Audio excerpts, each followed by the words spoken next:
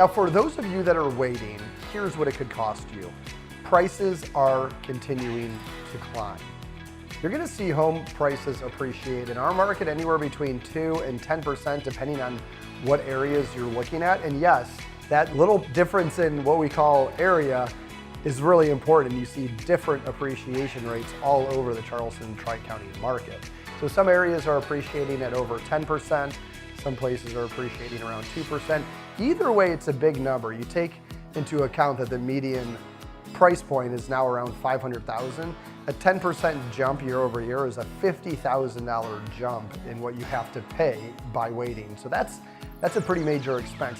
Now let's say you're in a more modest area where prices are increasing at 3%, you still have to pay another $15,000 by waiting. So the cost of waiting is very expensive. And if you're waiting for that low rate to come into the picture before you buy, here's what's gonna happen.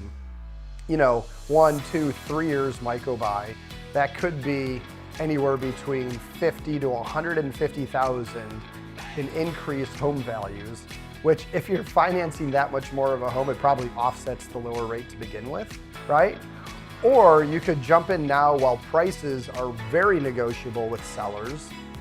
Are you hearing me? Prices are very negotiable with sellers right now. So take advantage of where we are today. Go out there, get a great price on a home that you couldn't get a few years ago and that you certainly won't be able to get in a few years from now.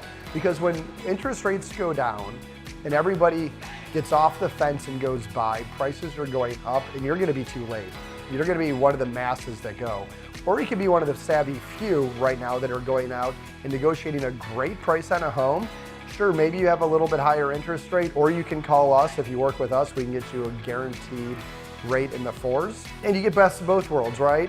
And let's just say that interest rates do come down into the 3s again, low 4s or whatever it happens to be in the next year or two.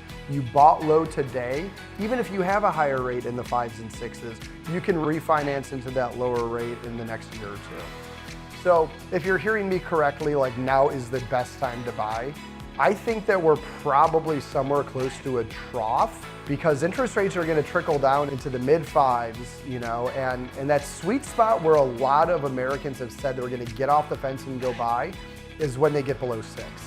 And so if you're one of those people that are waiting for that and you're like, I want to wait till, you know, below 6, maybe 5.5.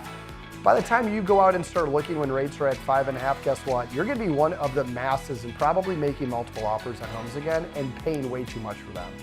Or right now, while homes are sitting in the market and sellers are more negotiable, you can go out and take advantage of that